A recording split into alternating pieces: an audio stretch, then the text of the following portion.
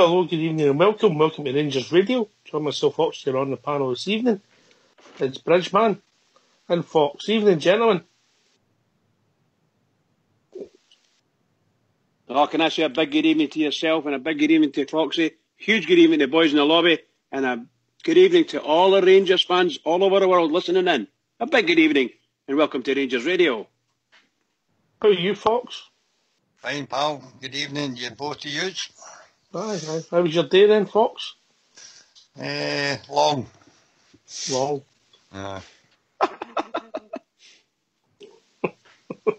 What's he like? Long. What's he like? Victor Meldrew, that's what he's like. Well, it started off well enough.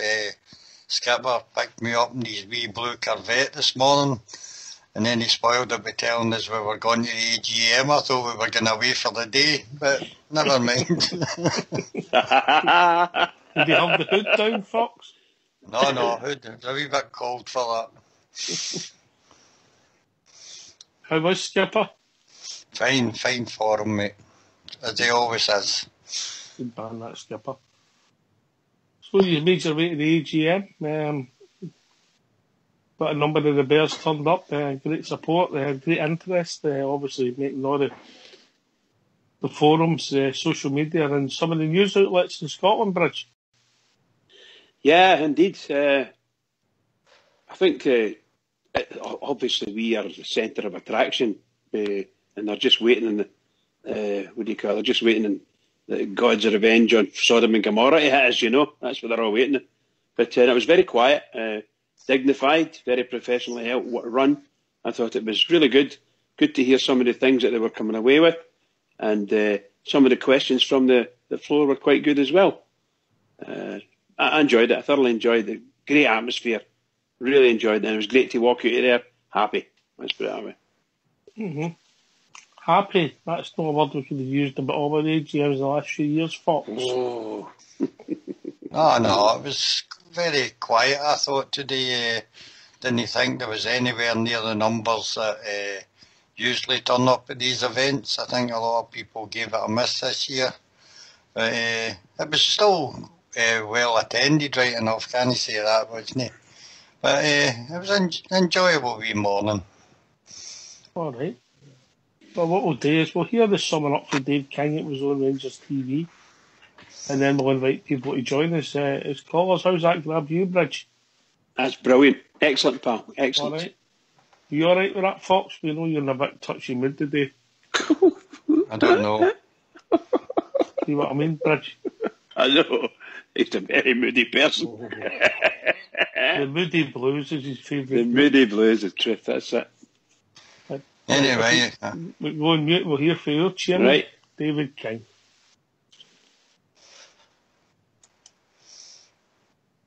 Firstly, Mr. Chairman, how do you feel today's EGM went?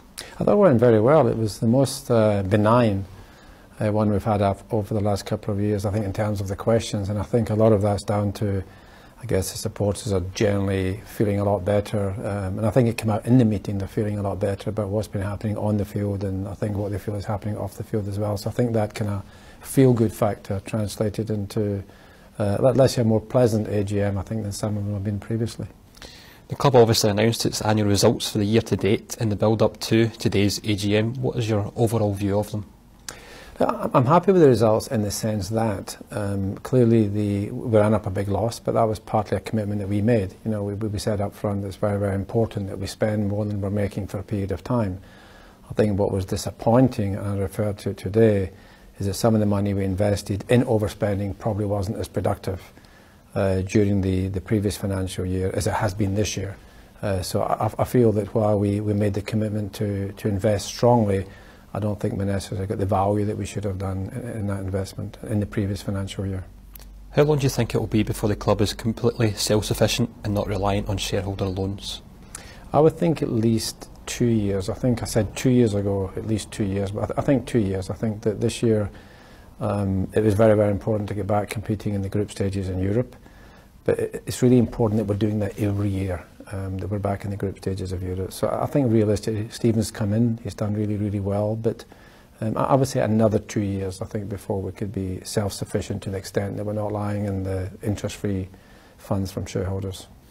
What other revenue streams is the club pursuing, and do you feel the club is taking full advantage of the possibilities currently open to them?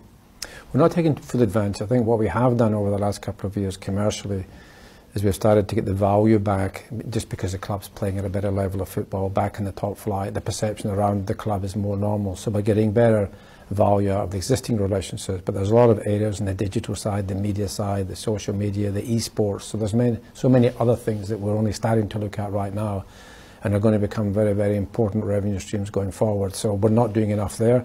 We're alert to that. We've got a plan to do that, but that's not going to kick in again probably for a year or two for some of the plans we've got to actually to be actualised and implemented. For how much longer will the club have to deal with Sports Direct until a resolution can be found? That's a difficult one. Sports Direct have been quite relentless, I think unfairly.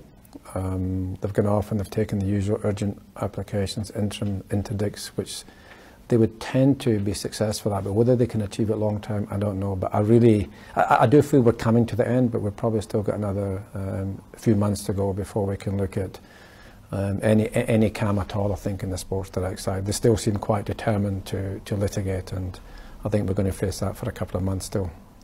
What role do shareholders such as Club 1872 have going forward, both as a major stakeholder in the club and as a vehicle for fan representation? I think Club 1872, having participated not only in taking out Mike Ashley, but also participated in the rights issue, they're becoming more significant. The relationship has been good with them on a representative basis in any event, that they are really the major spokesperson outlook for fans in terms of their communication with the club. But I would imagine as they start to increase the shareholding, they'll be looking at representation on the board again. That's a tricky one, because anyone that came onto the board would then have to resign from 1872 because they couldn't be sitting on both sides, and we still haven't figured out how that's going to be possible. But certainly we're looking at a much closer and a continuing closer relationship with Club 1872. It's been 6 months since the club announced Steven Gerrard as manager. How would you evaluate his performance in these early stages of his Rangers career? I would say it's ahead of the game, in the sense that having made the investment, looked at the players we were bringing in, I think he brought in 15 players, if I remember correctly.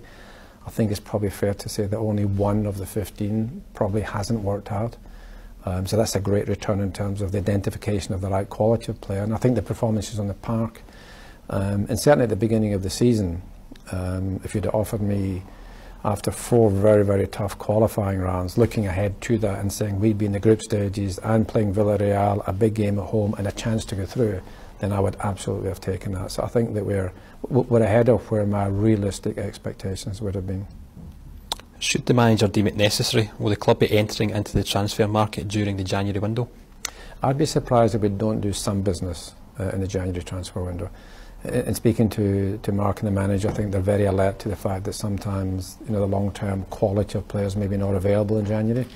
But I wouldn't be surprised if we did some business. But it'll only be done if we think we can improve the overall value of the squad and the right player is available in January. It's not going to be done just for the sake of it. And if the manager wants to bring players in, will some players have to leave? They wouldn't have to leave. If the manager gave an argument to say, look, I'd be taking the player in the summer anyway, let's bring him in early as opposed to the summer, I think we'd look at that as well. But it is important that we get a balance because the squad is still quite large at the moment. I think even the manager recognises we're probably do get too many players in the squad, so we're going to have to look at trimming it down in any event. You've hinted at this already, but the board's obviously made a significant amount of money available for transfers in the summer. Are you happy with how that's been spent? Yeah, no, I have been. I think the guys have done a fantastic job, and I think that if I look, certainly the first time since regime change, and I start looking at the value of the squad, I think that the economic value of the squad is far greater than the carrying value on the balance sheet. Whereas in previous years, I think we paid for players at values where we wouldn't get the money back, so the opposite was true. So I'm certainly feeling a lot more confident about the economic value we've got of the players, which means when we are rotating them, we're going to get better value for the players going out, which helps us with the players coming in. So various improvements have been made to the stadium and the Hull Training Centre since your board took to office. What further improvements can supporters expect in the coming year? We're still going to be doing a lot of work on the stadium, but some of it won't be in the current year, because a lot of the stuff we're going to do in Ibrox in particular are longer term projects which will be part of the 2022. So I think we're looking at significant changes to the stadium going forward to 2022. But the major one, I don't know if the supporters will see the benefit of it, is we're going to make an investment in a new pitch at Ibrox, very similar to the state-of-the-art pitch we put in the Hummel Training Centre. So hopefully we'll get the go-ahead for that and do it during the summer and have it available for the first European Games early next year.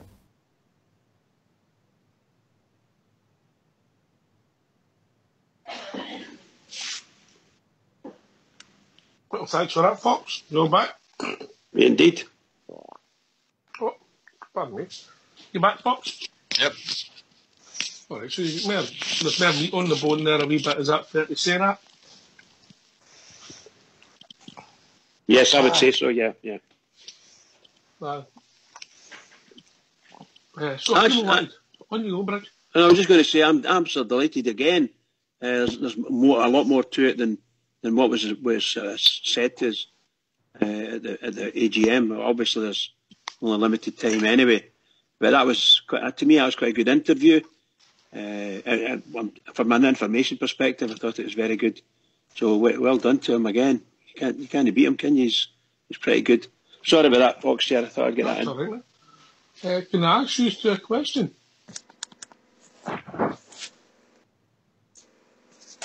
Go ahead. Rich? Yeah, cool. Do you think Dave King and Kachina swap Christmas cards? I don't think so. I don't think he, to be honest, I'm not dead sure if he even approved of Kashina coming in. I think he's taken the word of the people who interviewed him and set him up, or selected him and interviewed him and set him up. That's what I think anyway. And I think he was an extremely disappointed man to have invested a lot of money, but he probably didn't have anything to do with it at the time. But in all probability, he had everything to do with everything else that had been heavily involved, more so than when he was with him. There's absolutely no way it was ever going to happen again, for sure. Well, I don't think he even mentioned him by name when he was speaking at the AGM. He just said the previous manager. He never said Mr. Kashina then, but I think he was more or less saying what we all knew. It was a big mistake, and it cost us dearly. So people want to join us and use their thoughts. What's the number, Bridge? The number's 0141 356 1972. Where else can you join us, Fox? On Skype at rangersradio.online. What can you talk about, Fox? Anything to do with the Rangers. Yeah. The famous Glasgow Rangers. We'll sort of go through you've got on the park, off the park facilities and finance. Is that fair, Bridge? Is that the way you see it? That's cool. Go for it. I'm happy. Well, on the park, 15 players. I wonder who the one player. I think that must be Sadiq. Yeah, I think so. I think most people know that. There's obviously, I don't know whether he's including the people that have been injured and the other people that come in under Kashina. They're still here, but they're not quite in the hunt. And I'm including Pena and Herrera and people like that. So forgive me. I think he's more talking about the players that come under Stevie G, mate. They come under Stevie G, right? Okay. 15 players. You've got McGregor, Flanagan, Goldstein, Katic, Worrell. Yeah, there's no failures in that. There's absolutely none there. Even the boys and the boys on loan. Exactly. Kent, Ajira, Koulibaly, Arfield. Yeah. Who else? There'll be a couple of youngsters. Marisic. Gregsta. Yeah. You know, well, I've missed a couple of it, but most of them have been playing regular, you know. Fits and starts, obviously, with injury, like Marisic, but yeah.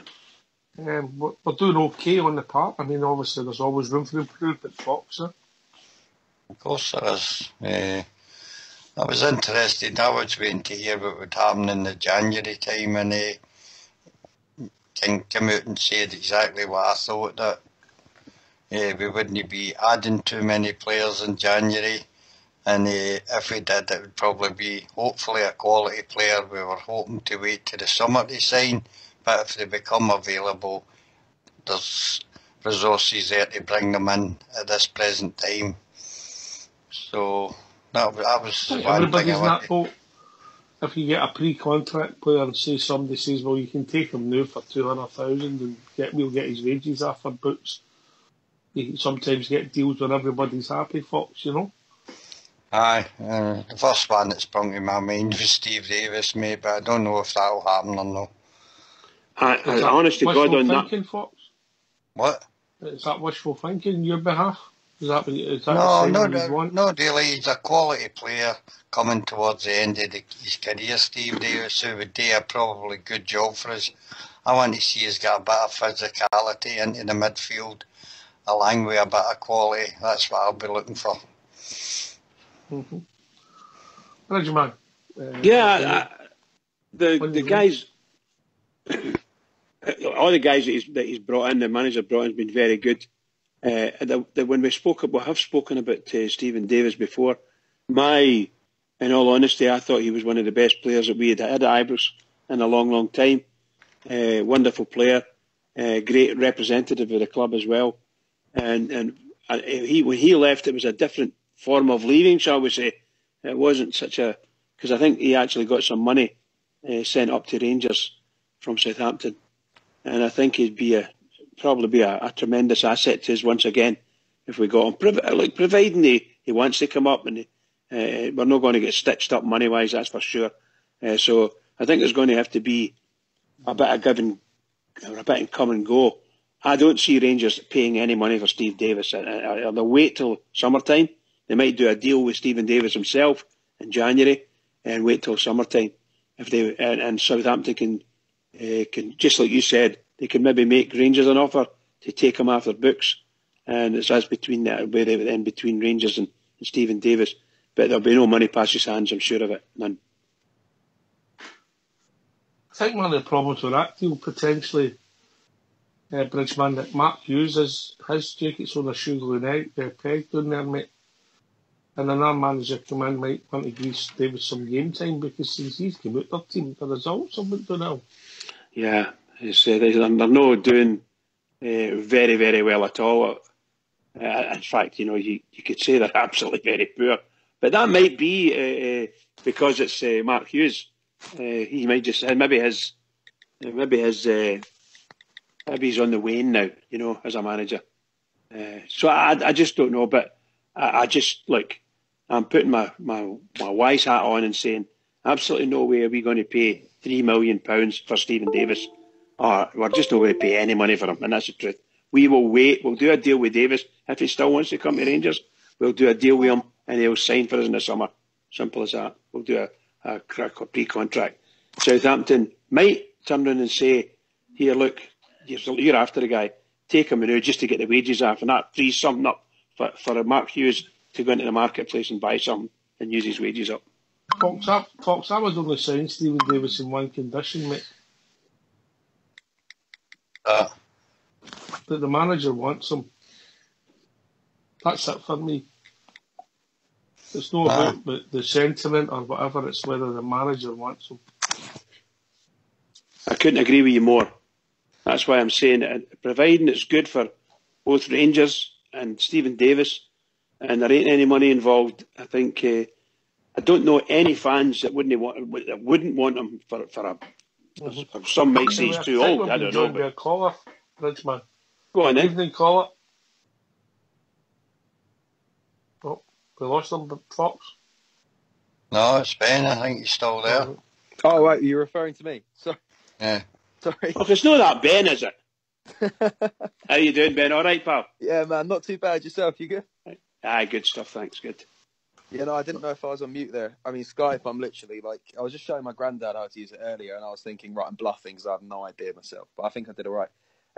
Yeah, no, put it this way, your grandfather's going to be younger than 2 out of 3 on here this now, mate. No, he's turning 90 in December. You know that old Oxchair. Ben, you're right, he is younger than 2 out of 3 on here this now. What's on your mind, Ben? Oh, mate, so much. Yeah, no, we only want the Rangers stuff, mate. Oh, right, yeah, sorry, I was going to impress everyone there. But no, yeah, I got up for the match on Saturday against Livingston. Thoroughly enjoyed that, and of course I'm going to tomorrow's game, and then Thursday's game, and then I'm going to the Aberdeen game after. But I'm going home in between, obviously. But I just wanted to say, I'm not sure if anyone thought the same, but when Morelos came on Saturday, he showed the difference that he can, he can sort of do. He dragged defenders everywhere. His passing was incredible. His finishing was sublime as well. Not an easy goal to score, but I thought the moment he came on, I started to believe in our performance again, because it wasn't the worst performance. Livingston had a few attacks and we kind of crumbled defensively, but it wasn't great until Morelos got on. And I'm just thinking, now that he's got another yellow card, and that means a suspension, how do you think that's going to pan out in our next league game? Well, the game he misses is against Dundee a week on Sunday, 2 weeks Sunday. Who have we got? We'll get Hearts, Aberdeen, then Dundee, innit? Am I right? I've not looked at the fixtures, I've just checked that. But that's the game he misses. He's away to Dundee, Ben, so bottom of the league. Potentially an ideal fixture for him to miss. Yeah. And what happens if he's suspended but he's injured? So does the injury cancel out a suspension, or does the suspension happen when he's next fit? No. If you're injured while you're suspended, that's just a bit of luck. Oh, fair enough.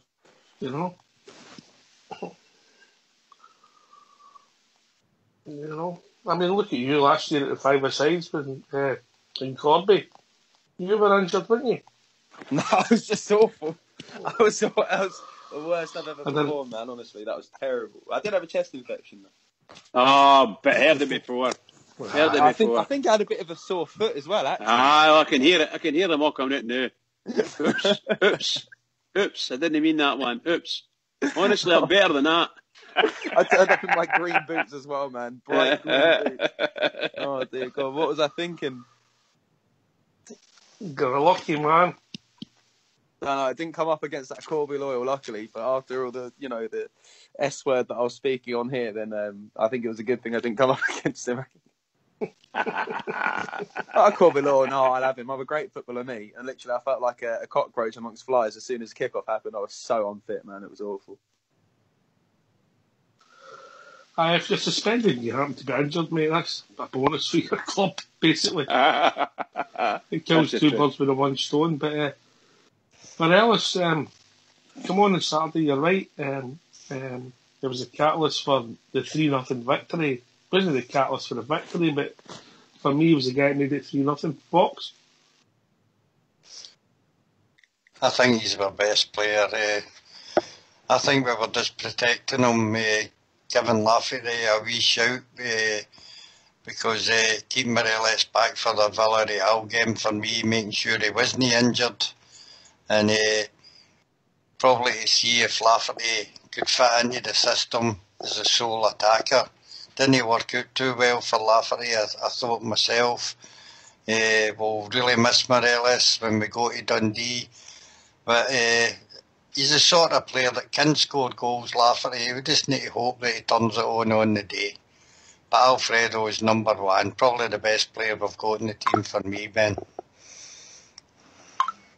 Fair point. Rich?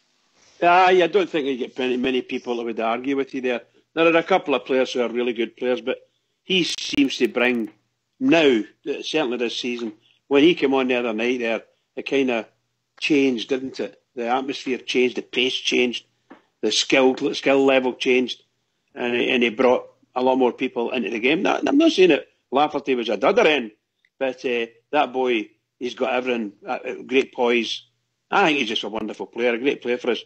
He's only got one problem, and that's he gets a bit moody, and somewhere along the line, our manager is going to have to manage that. I don't know how he'll do it, but he's going to have to do it, because what a talent. What a talent. I think, did you say, Foxy, you thought he was the best? Did you just the best at Rangers? Or did you say he was the best in the league? Who, me? No, Foxy. Oh, I just said he's probably our best player, mate. Yeah, I think so. If you want to be more expensive on it, I would say he's the best striker in the league at the moment.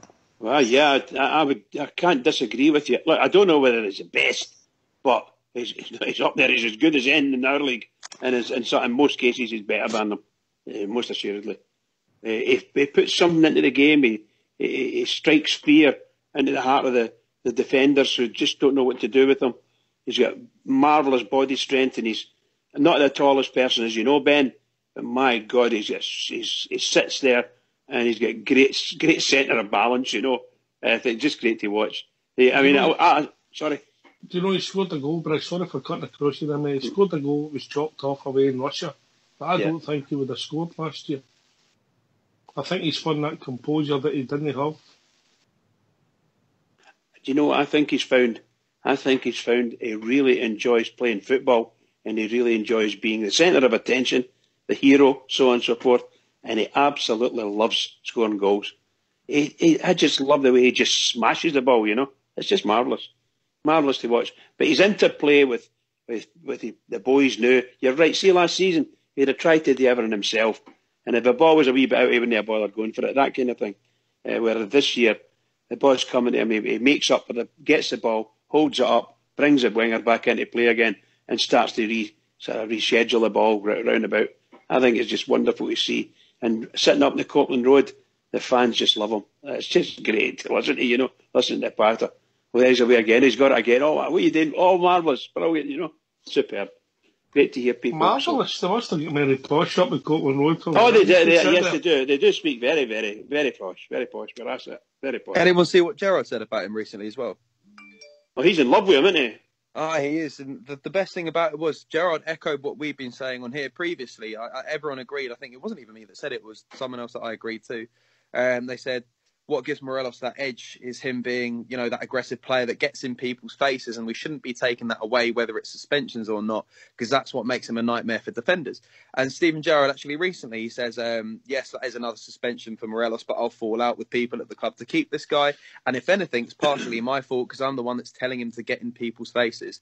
Now, that just sums it up. Well, you know, everything that we've been saying is right. And everything that's been put forward about him that we've been saying is shared by the thoughts of the manager. And what better feeling than that, eh? Marvellous. You know, for a boy that's been there for a while and reputedly, now I've got no idea whether this is true or not, so allegedly, but I think he's still not done too much about his English, so I don't know. I don't know whether he still can't speak English. You're still getting away with it. I've been getting away with it for years, as you know. I think the thing about it is, mate, he just looks a better player, Ben, for his movements better, his link plays better, and then when you put in the thing that he's judged by, I think he scored 16 goals this season. The whole of last season he got 18. Plus his assists this season, I think, is about 12, which is a lot better than last season. So, if he carries on the way he goes, could he hit 30 goals for anybody? Fox? What was that last part? Could he hit 30 goals? So somebody got an app or something running in the background. I think it might be Ben getting text messages. Yeah, absolutely is me. My phone pings off all the time. Can you put it on mute, Ben? Cheers, mate. Yeah, I've done it. Cheers, mate. Could he get 30 goals, Fox? Oh, before easily. Ben gets 30 text messages. Already happened. I think you'll hit probably 25, 30 without any problem this season. What about yourself, Ben? Yeah, not a problem. I think he's going to hit more than 30. We're not talking in the league because that's, I mean, for anyone in any league to hit 30 goals is just ridiculous. But that being said, Waggy nearly did it, didn't he? But yeah, no, I'm fairly certain that he's going to hit over 30. I mean, this indication already, 16 at the very, well, not even halfway through the season. It's only a great indication. But that being said, last season, I think he hit around 10 goals in the opening equivalent of the same games, and then he went on a long spree without scoring properly and had a very troubled spell. But I think that's out of his system now. He's very much accustomed to the Scottish game. A player who previously retweeted transfer gossip about him moving to another club is now very happy with the club. You can see it on his face, even when on the bench, being brought on, transforming games. He's just he's a full product now, I think, is what I'm trying to say here. So that's why I'm very confident this time round he's going to more than double his tally. Well, I think if we're talking about doubling his tally, it's not even the December yet, you know. And here we're talking about a guy maybe hitting 30. Is he 16 in total so far? Incredible. That's just wonderful. Now, if he can continue this, he's going to be what an asset the Rangers have got. If he gets 25 goals this season, I think it'll be a fantastic. I really do. But if he gets 30, my God, you could just see the cash register ringing the money up. Here, here's another million, there's another 10 million. Well, it will be. I mean, I'm just trying to say his all-round game has improved immensely. He brings people in, he makes things happen round about him, and he gives people a lot of confidence round about him. And he's no worried about hitting the ball short to someone because he'll go and get it back. These kind of things. And he loves to score goals. And if he's 12 assists or 13 assists or something like this season as well, that is just unbelievable stuff, Just unbelievable. So, in my opinion, I would suggest he's one of the best strikers, certainly in Scotland, and he's getting close to the same, numerically speaking, of course, in the rest of Britain. And I think if he gets 30 goals this season, they'll be queuing up. They'll be queuing up in June for sure. It's not just the improvement in his game, mate. You've got to admit the players round about him are giving him more opportunities, and I think that's helping as well, I think he's given them a lot of confidence. They don't need to worry too much. They'll push the ball, he'll pick the ball up, and he'll give them it back. He'll bring them back in. Whereas last year he was getting the ball and no wasting it, because maybe that's not the right word, but trying too hard. I just think he's just the all-round thing now, and he's only 22, for God's sake. You have to admit that's something that Jonathan Johansson and even Pedro Caixinha, if they're listening to someone that he's brought in, really, or it wasn't even him that brought him in, was it? That he listened to a backroom member of staff, and man, it absolutely paid off. And the Johansson, other thing that Caixinha got right was Daniel Candeias as well. Yeah, well, there you go. There's two players that are really, really, to me, they're just remarkably good. I think Candeias has been, shall we say, he's a wee favourite with the Rangers fans, and a lot of them like him for his endeavour on the park. He runs non-stop, never gives up. Got a bit of Novo about him. Do you think so? You're not the first person I've heard saying that. I think, unfortunately for me, in my mind, Novo's a bit special, Yeah, I just don't think anybody been like him. But you might be right. I'm going to look out for that. I might be able to say that's true.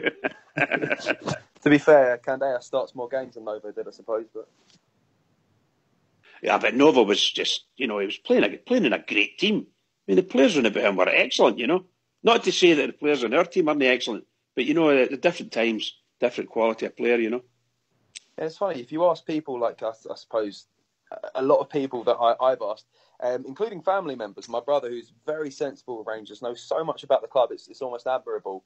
I say to him, who's your favourite Ranger player? He says Novo. My cousin Stephanie, who knows the exact opposite about Rangers, she says I've always liked Novo, but that's just because he was a good-looking lad. But a lot of Rangers fans do say Novo is one of their not like best ever players, but one of their favourites, and it's quite funny how that happens. Hello? Who's that? Right, your phone, Ben. No, it's not me. No. All right, I guess I can guess who that'll be. That'll be Bridge checking in for his curfew. He's blatantly just called himself to seem like he's popular. No, he's got his phone in. He's got his phone party at 9:30 every night. He's most likely forgot it. Oh dear, comedy gold. Aye. Come back to the AGM today, Ben, and then with the players on the park, the whole squad. Mr. King intimated that 15 players brought in. One's not been a success. What's your view in the playing staff at the moment? I mean, I think first things foremost, Dave King was asked, "How do you think Steven Gerrard's doing?" And essentially, what I think everyone, including the person who asked the question, was expecting was he's doing fantastically. Really great that we brought him in. He's turned everything around. Everyone's got a sense of belief in the club now. But he was very sort of, I suppose, monotone in what he said. But that's because he expects more. Because, what Steven Gerrard's done already, overachieving in some ways, but underachieving in others. There's great ways to improve his game, and there's nothing that he can say that can really diminish his reputation whatsoever, which is great, which last time round with Caixinha he could have done, but he didn't so much. I think with the playing staff in general, though, everyone's put in a great effort, and I feel really bad, really, really bad for Sadiq. And here's why. I didn't until I sat next to, just by chance, Dapo Mabude's dad on the mega bus going up to Scotland last time I came up for the Hearts game. And I said to him, what is going on with Sadiq? Do you know anything that's going on there? And he goes, look, I feel terrible for Sadiq. He came over from Roma, a foreign boy, doesn't speak great English, looks different, isn't built like a footballer. As soon as he's put on in the training ground, he's going to be pointed out that he's different. Very hard to adjust to the Scottish game. And Dapo's one of the only boys that goes over and speaks to him, along with another player I can't quite remember now. I think it was Koulibaly. Apparently, he's not really gelled in with the team. And you can see that even when he's playing, he doesn't know where he is, running about, falling over the ball. He's a man without confidence. There's nothing that you can really say to stick up for him when he dives instead of shooting, trying to get a penalty. But when he signed, people were raving about him, like, oh, yeah, he's great, he's coming from Roma. But I think I said that there was not much pace to him. I was wrong there. But I did say he wasn't a great player. I wasn't looking forward to it.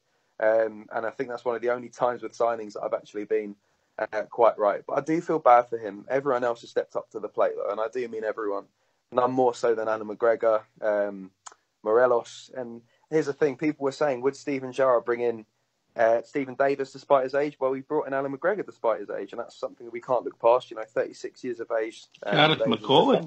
McGregor's a pup compared to Gareth Macaulay. That's true.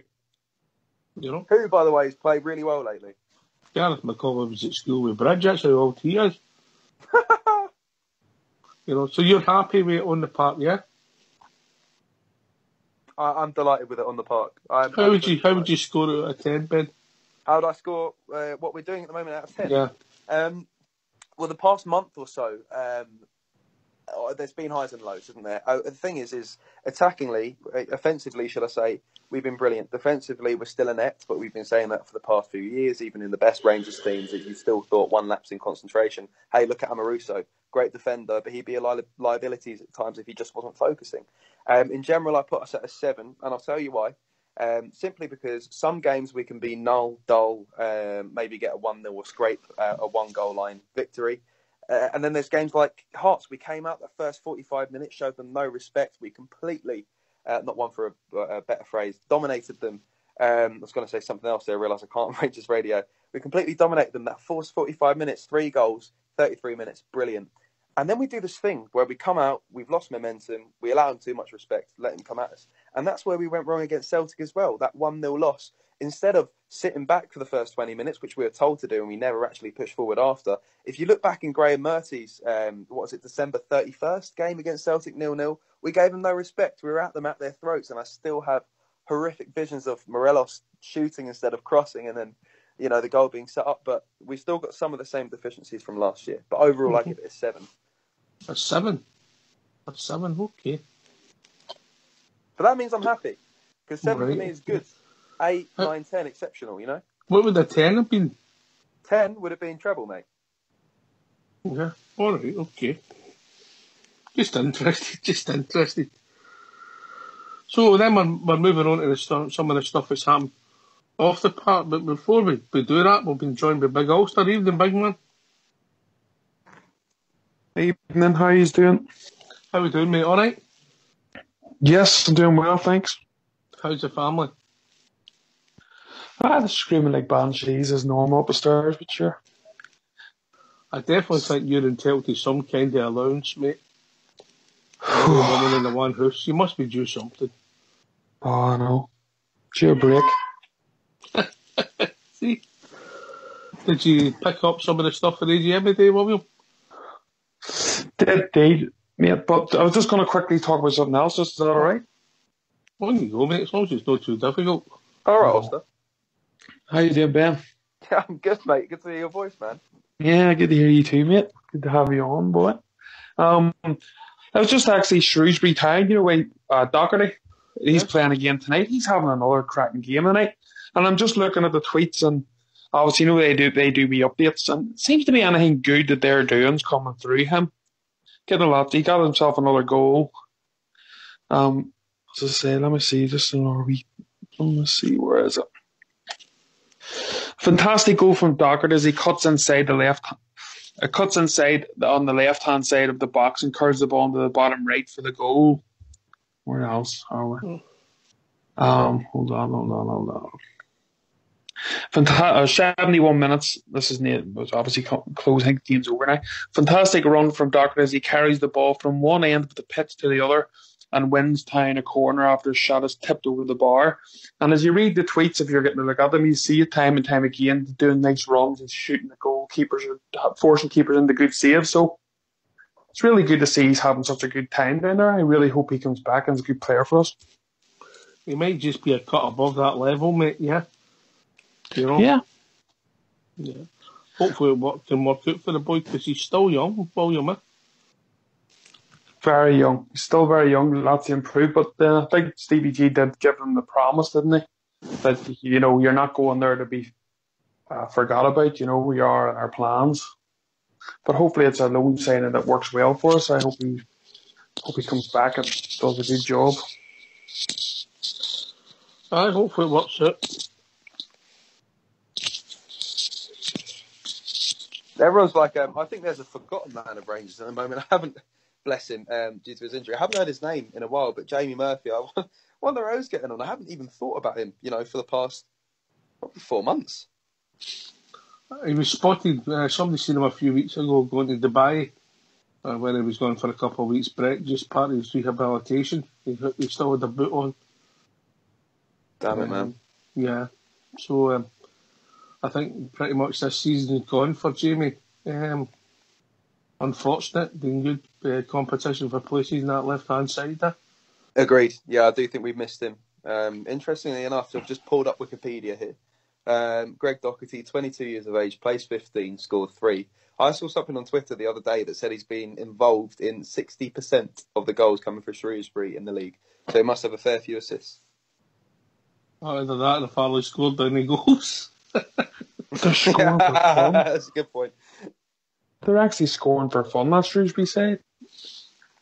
In some games, He's having such a great time down there, That's it's good to see, because in a way we loan players out and they sort of just go there, don't they? And they sort of drift off, and they get games here and they get the odd appearance. But it's actually great to see a young player go into a team in England, albeit it's a couple of leagues down, but to be the focal point of the team and scoring goals, assists, and the team, the crowd and all's loving him.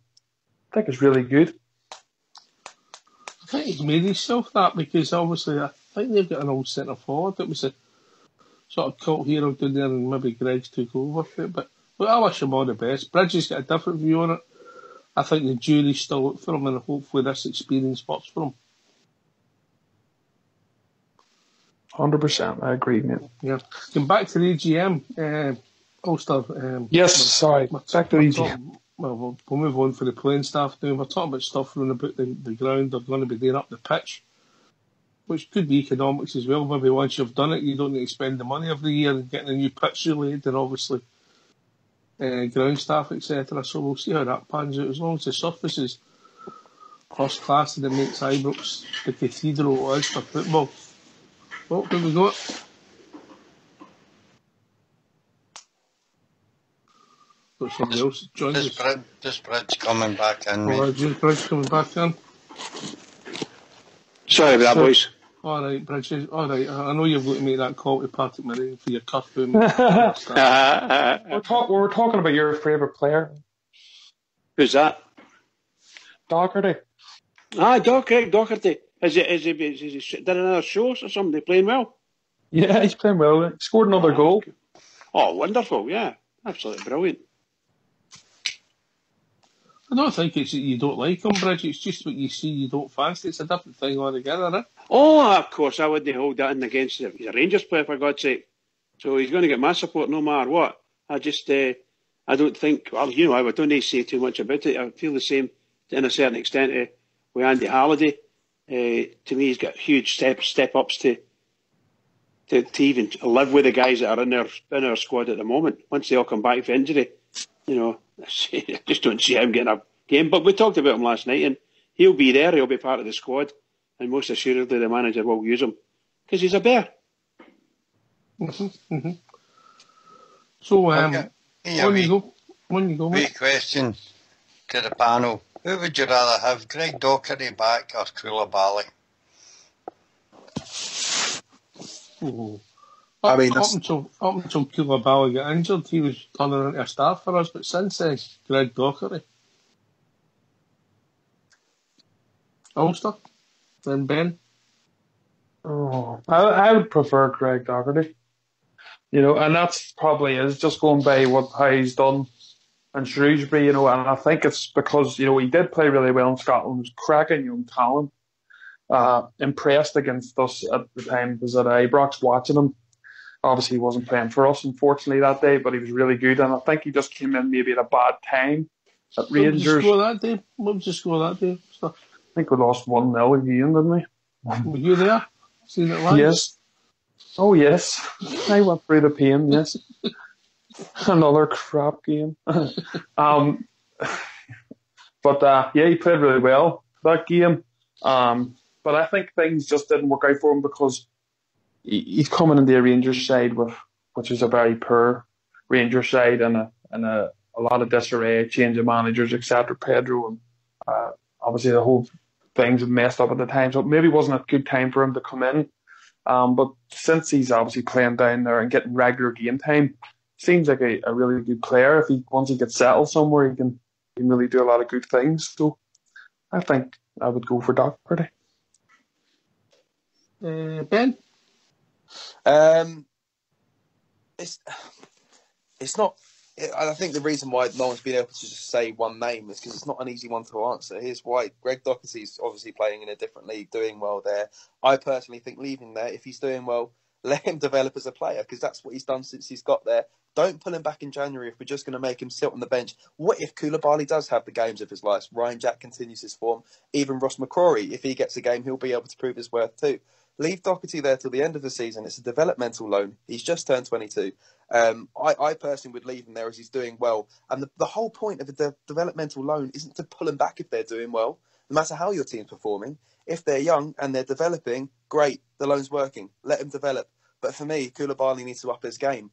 That being said, it's not like he's playing poorly. It's just that he's not playing anywhere near the standard that he was at the start of the season. As rightly mentioned, his injury has obviously halted his performances for us. But I think personally we just need to leave Doherty where he is for now. He's doing a great job. I think we need to keep it that way. Pull him back at the end of the season and he'll be as fresh as a daisy for us, I think. Bridgman? Can I refresh my memory what you said? You said, who would we rather have? It was a choice between Koulibaly and Doherty, is that right? Yeah, it's Fox. They try to keep it easy for you, mate. I know, but, I think that... it was Foxy, sorry.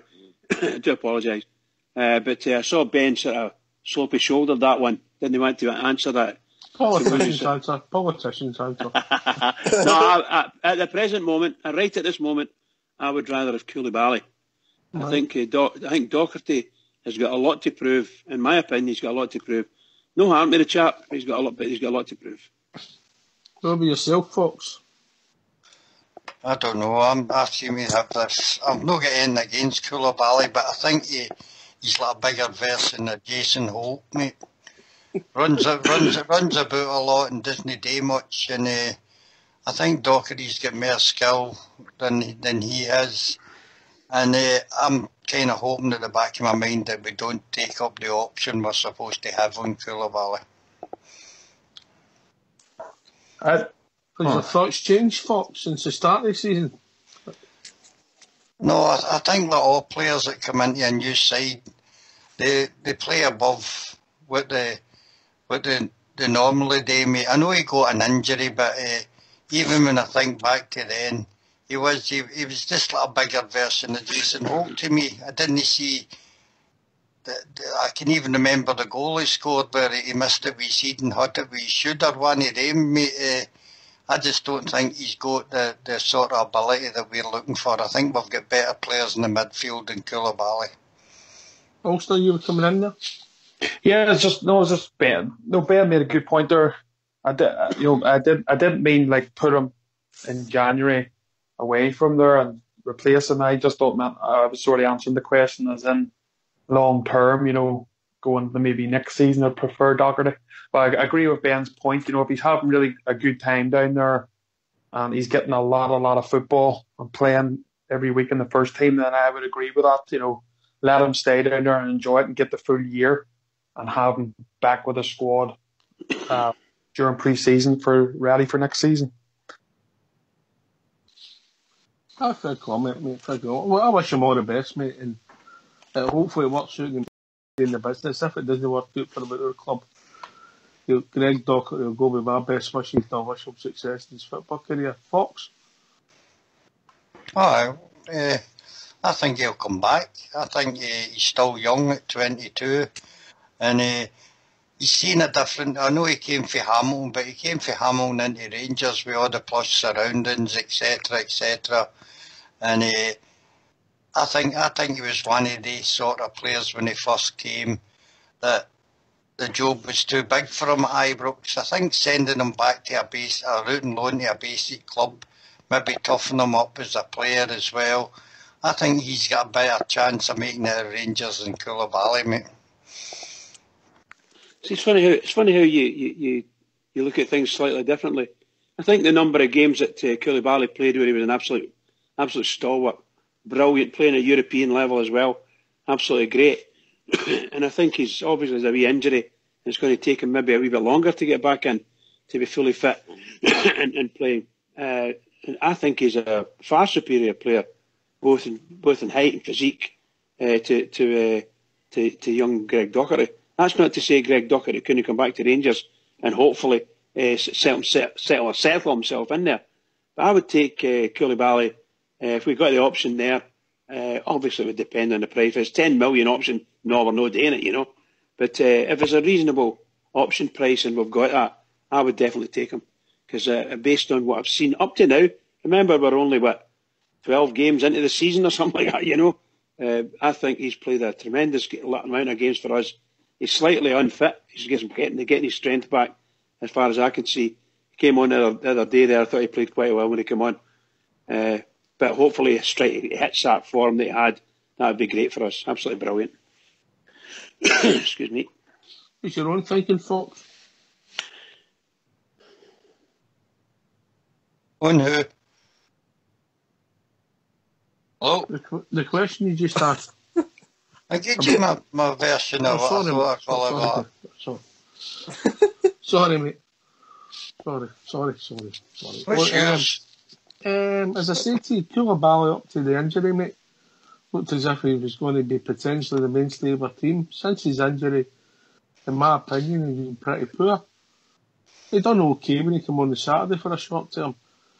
Greg Docherty, when he came into the club last year, he started okay as well, but then we get caught with the debacle of the Old Firm games and we don't know what will happen behind the scenes, and the lad never seemed to recover for that. So I think it's been a good move for him. So if he fulfills his potential, I think he would be a better footballer than Koulibaly. Can I ask a tangent question? No, always it's not too hard. You better watch. These boys don't know anything about soccer tour. Tinned haggis. Yes or no? Only when you're skint, mate. It's in my granddad's fridge, cupboard even. I don't know if I'm going to go for it or not. I don't really know the ins and outs of haggis, but That'll be all right, mate. If there's no fungus on it, don't eat it. What? If there's a wee coating of fungus on it, don't eat it. What does that mean? And you check the sell by date. Yeah, 2021 it goes out of date. You'll be fine, mate. Alright. Tinned haggis off. Just wipe this fungus off it. Just wipe the fungus off it, it'll be alright. Sweep it under the carpet. Exactly. No, that's sound radio. Anyway, when you go, stuff. No, I think I'll just stick with Ulster Fry, to be honest. Haggis, oh no. I haven't even tried it though, but the look of it just puts me off. Who would play the point about height? How do you know you don't like it if you've never tried it? I'm scared that it turns me into an SNP supporter, mate. That's how I do it. Fair comment there, folks. Fair comment there. You know, anyway, it'll be interesting to see what happens with Greg Docherty. And also, if Koulibaly can get back to the heights as he was before he got injured, it'd be good for us at the right time. Because we've got a lot of hard games coming up. So we'll go back to the AGM. Also, did you see what was reported? Yeah, I've seen bits and bobs of it, mate. We're Parts getting of it. a new pitch and improvements to the stadium, as was announced last night on Rangers Radio. Yep, that's good. That's good. That's good to see. That's good to see. I think we need to kick on with the times, as all the top clubs are doing now. They're looking more. A lot of different clubs are changing their stadium, but we obviously don't want to do that. We want to keep Ibrox, but if we can redevelop things outside it and around it and add bits to it to improve the atmosphere, improve the match day for both the fans and the players, and have a top quality pitch, then I'm all for it. Me too. Frenchman?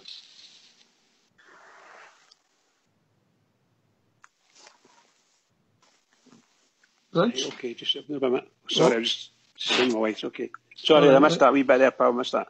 All right, we'll come back to you, mate. We're just going. Fox? I don't think it's a necessity to get a new pitch in at this present time myself. I think the Ibrox playing surface is absolutely glorious as it is at the moment, and I wouldn't put that down as a priority. What does it cost? Just about £1 million to lay them? And whether it'll be, I think the Ibrox surface is well looked after with the Ibrox ground staff, and the park always looks immaculate to me. Do you think any of this could be down to economics, Fox? It probably is, but I like real grass. I know it is real grass interwoven with like plastic fibres or something, but I don't think the surface could look any better than Ibrox does at the present. I must admit, I would love to see one of those ultra-modern woven pitches at Ibrox. I think it would just set the place off lovely. And I'm not trying to take anything away from the Ibrox pitch, and I know they've spent a lot of money on it over the last couple of years, relaying it by hand, and they've done a great job on it. But I really would like to see in my opinion, I'd like to see a brand new, up-to-date, ultra-modern pitch. That's what I'd like to see. Did we get my money back? Would you know rather have disco lights, Bridge? That's a tempting offer, Fox, but no. I don't understand this disco light thing. I'm sorry. I heard, I think it was my young cousin was telling us a day, I think they spent about £4.5 million or something on disco lights. Wow. Wow, just wow. I'm going to post the unpopular opinion. I think those disco lights. I'm looking at them, right. I saw them in the first. I didn't know. I saw them in the clips that are being shared and laughed at, right. And I was watching them. I was thinking, that's not that bad. That's really not that bad. It'd be great for the atmosphere, to be fair. But if that's what you need to get you going, then it says something about the club, doesn't it? But I don't know. I thought it's like, if you want a party, then yes, probably go to Parkhead. But if you want a good footballing atmosphere, come to Ibrox.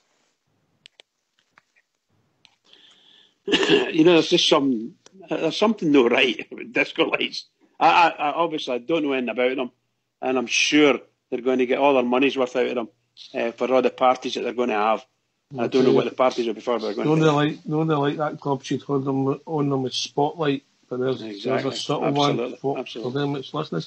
Anyway, lads, if you don't mind going on mute, we'll have a tune for Fox. I think he's going to sing live tonight, so it's something to look forward to.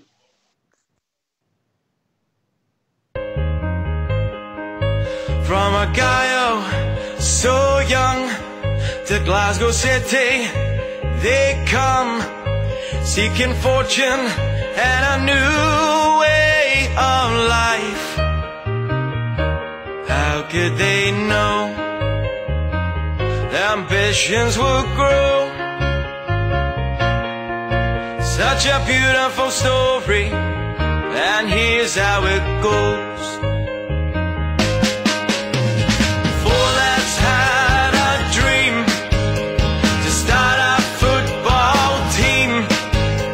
They had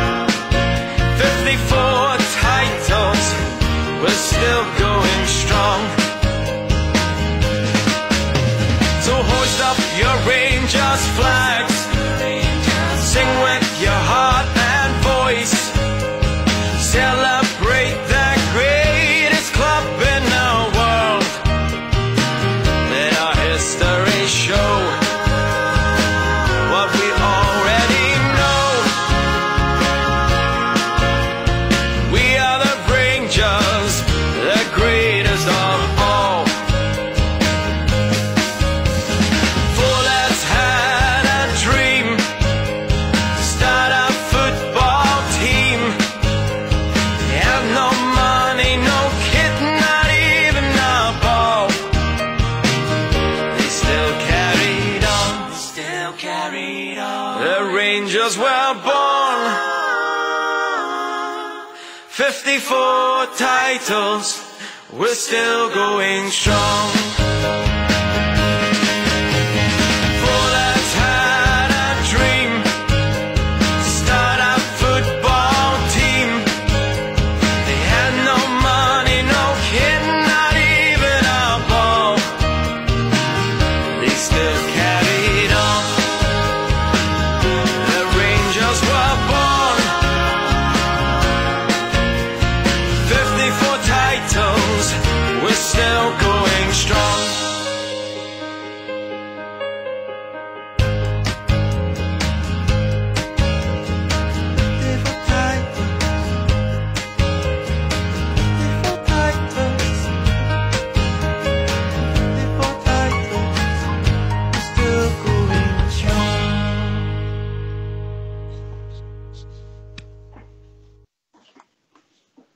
So thanks for that, Fox. You all back, gentlemen? We are indeed. Aye. Fox and Ulster back? Yep. Ulster's on mute. He's back now. See him now. I'm currently and can't see in front of me here. The whole state electric's just below. Oh dear. That's what happens when you wire your own meter up, mate.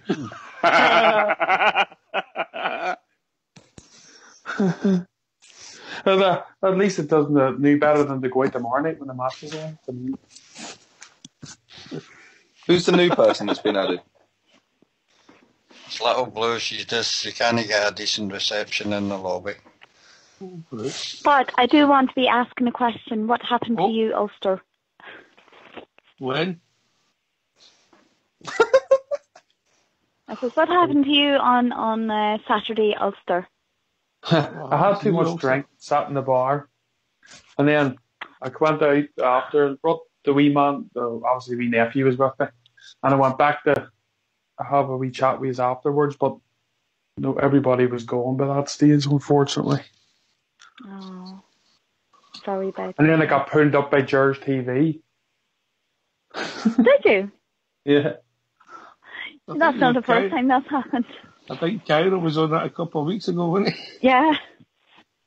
So I waited there, you see, I was with obviously my dad and stuff and my nephew.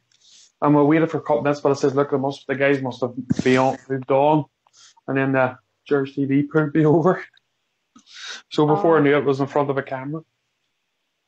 So you're famous, so we get to see your face. Aye. Rosy cheeks, so it was freezing. You did know you've Sorry? got a contract on this programme, didn't you? I know. I hope you promoted Rangers Radio on it. Well said, Little Blue. Well said. But I'll definitely meet you the next time. Were you there after the game, though? Was anybody there after the match for even a few minutes? I seen you coming near the hole, mate, and I bolted. You run away! That's a disgrace. No, I was there like briefly, but I didn't see anybody, so I just left. You could have been standing there and me not knowing you and you not knowing me, and we just walked off. Sorry? I'm saying we could have both actually have been there. If you know No, what I think if I'd have seen you looking awkward, I would have approached you and said, "Do I know you?"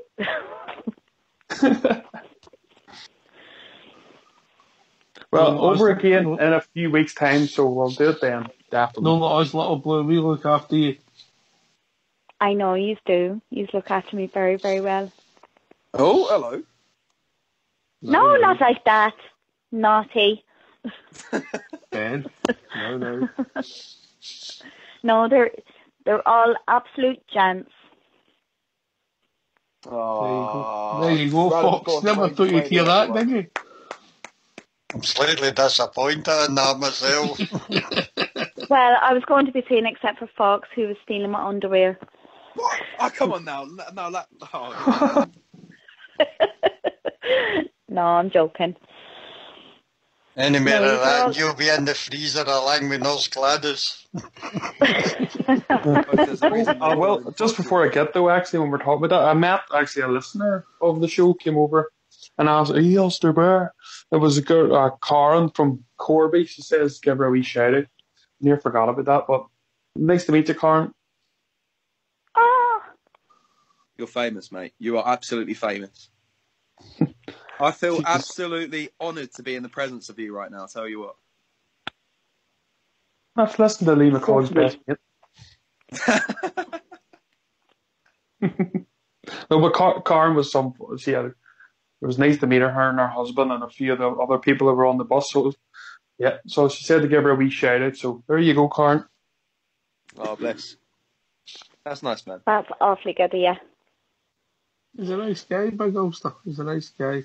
Right, well, we get back to the AGM. Are you finished staying on your celebrity back? We're finished.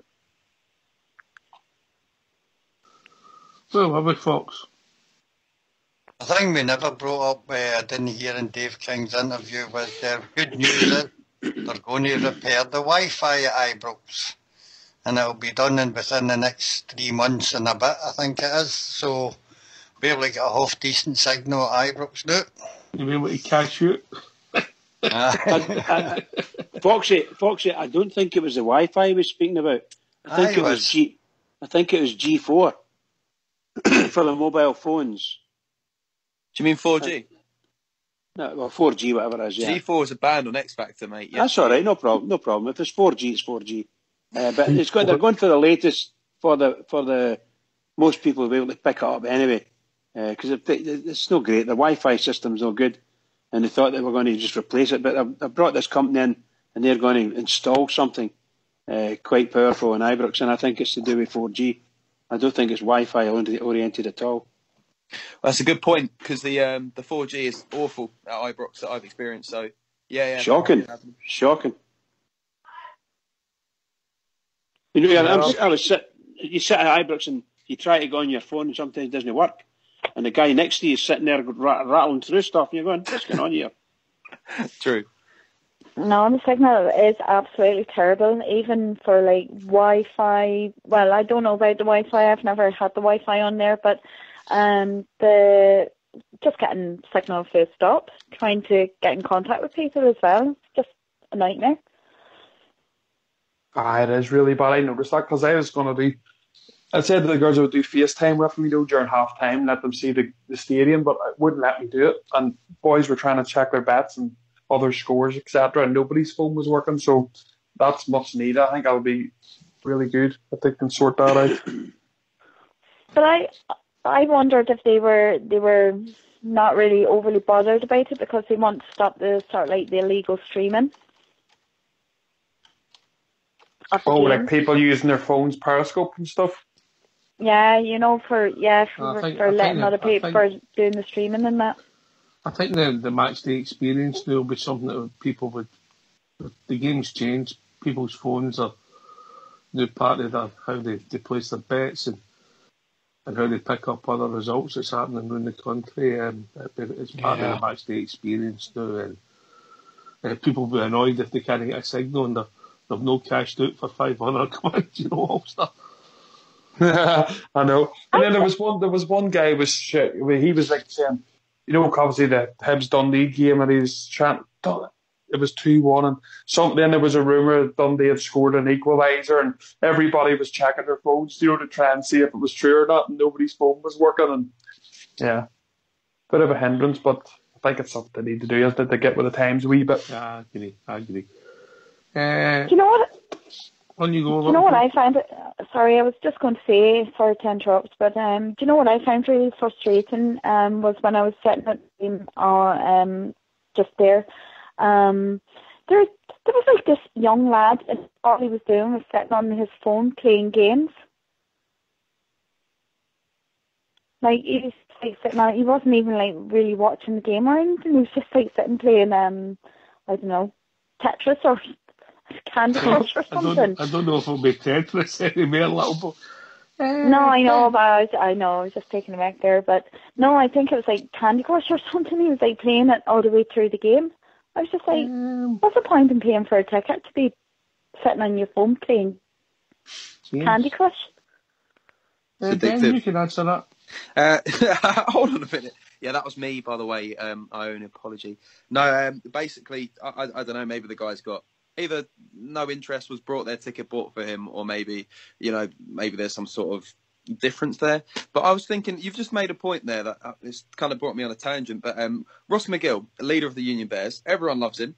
Some actually, to be fair, don't. But I was watching him. I was really admiring the fact he was trying to get the whole crowd going, and I was thinking, this guy doesn't actually watch any of the match. No. I noticed that myself. Yeah, you know what I mean? Yeah, but of course, he would kill me, so I didn't say that. Also, just need to quickly shout out a YouTube channel. His name is Jeeb1872. Gary does something very different. Like, recently he went to Rangers Hospitality. I think it was Argyle. And he showed everyone what it's like in there, the hospitality you receive. And tell you what, he's got over 1,000 subscribers. Very, very passionate guy. And met up with him to watch the Hearts game, got him a ticket. And tell you what, this guy knows his stuff. He's like a Rangers encyclopedia. I'd love to get him on here, but I don't know. Gary, do you have Skype? He's listening to me on Facebook. Do you have Skype? Do you want to join in? Because your opinions would be great. If you ask him any question, he'd probably know the answer, to be fair. And I would say Ox would give him a run for his money. Ox knows his stuff about the Rangers as well. Sometimes. Have a face-off. Mexican standoff between Jeeb and Ox. Oh, that would be great. Okay, he doesn't have Skype. What was the number, guys? Can I hear the number again? 0141 356 1972. You said that a few times. Just a few. If he knew everything about Rangers, he would know that number. There's Ox, boys. Always thinking of it. Always thinking ahead. Right, let's get back to this AG. Yes, yeah, let's get back to the AG. I'm sorry. Right, I know. Bridgeman.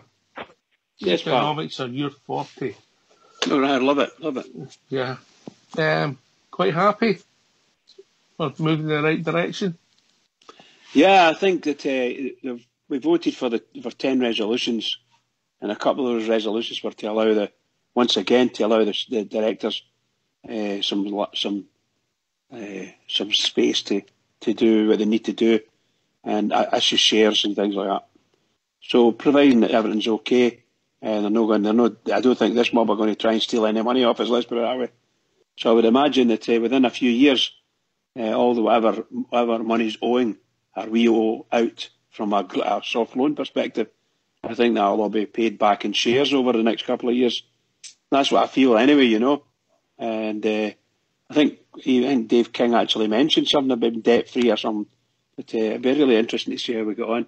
That's providing we keep going the way we're going on the park. Obviously, if we don't do that, then we could as well just throw in the ball in the slates. We need to keep improving and build on what we've got and become what we were before, a really, really top quality side, and show that we're the best team in Scotland by a long way. That's what we need to do. I've been joined by a caller on the phone, Ox. I'll take it. Evening, caller. Hi, how you doing?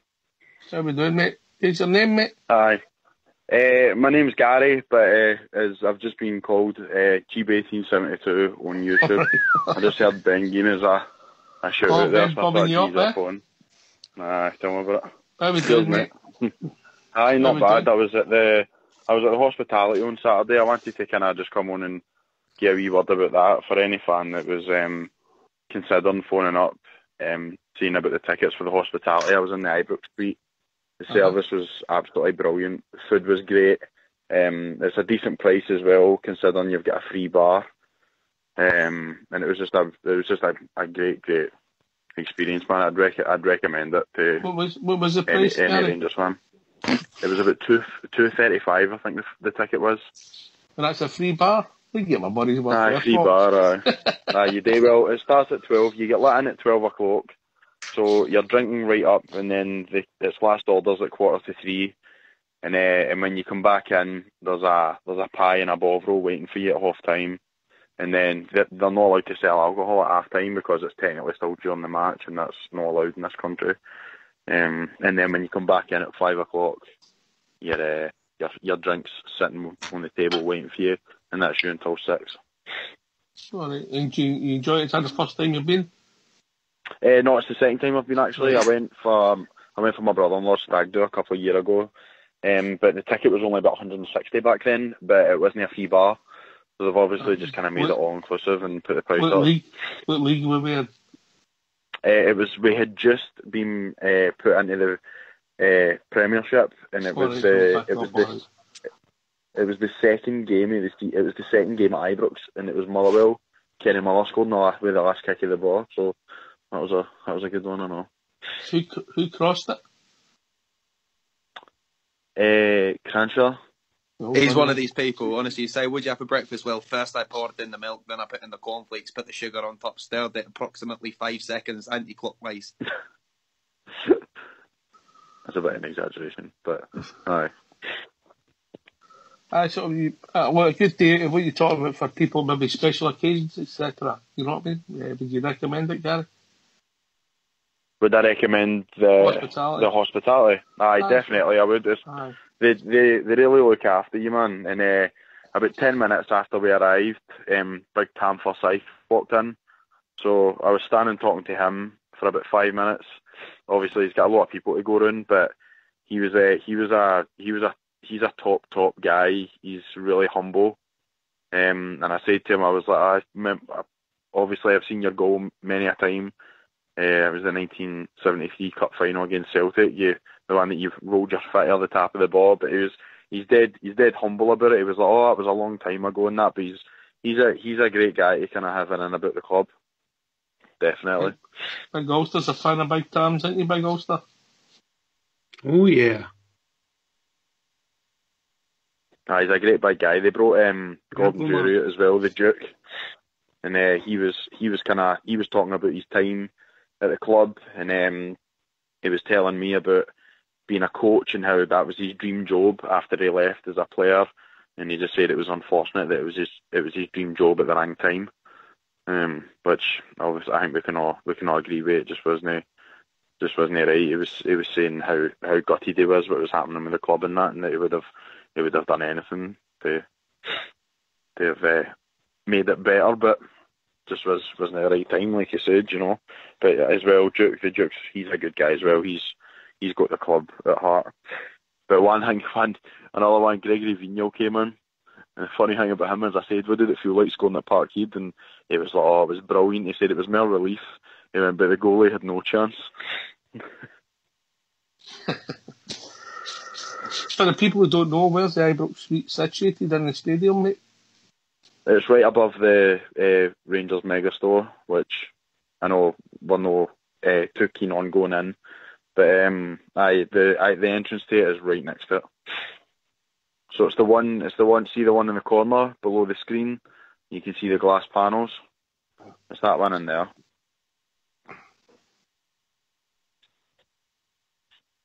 All right.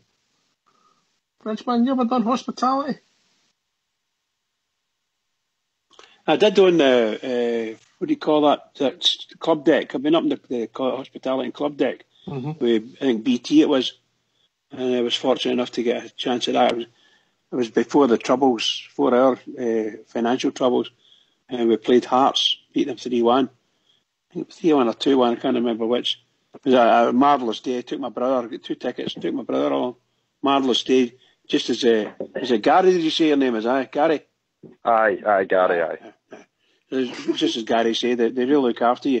Mark Catley was our host, and he was still doing his co-commentator in the game, so he had to leave and then come back at half time and then back out again. But they look after you, good food, and plenty of drink, loads of it. And you just stepped out into the club deck, and the front 2 rows of the club deck was reserved for you. You watch the game, you come back in at half time, get more drink, and I don't know whether it was slightly different for what Gary's experience was. I'm definitely sure there was. I'm not a drinker anyway, but I'm sure there was drink there for people at half time and full time as well. But very good. Very good. Come back to the economics, Bridge. One of the things, and maybe it fits in with what Gary said about the price of hospitality going up. he's basically saying we're getting more bang for our buck now because where we are on the park, we can negotiate better deals with people. That's important for revenue streams, Oh, yeah, absolutely. But I think we've spoken about this over the last number of years. As we go forward, that we get stronger. We've got to build it, become better, more successful. And people, success breeds success. So as long as we can keep that going, there's enough Rangers supporters that want to do these things and want to give, and want to put in. As long as like 4 years ago when we were getting run by crooks, it was very difficult for people to favour us at all. They were turning away in droves.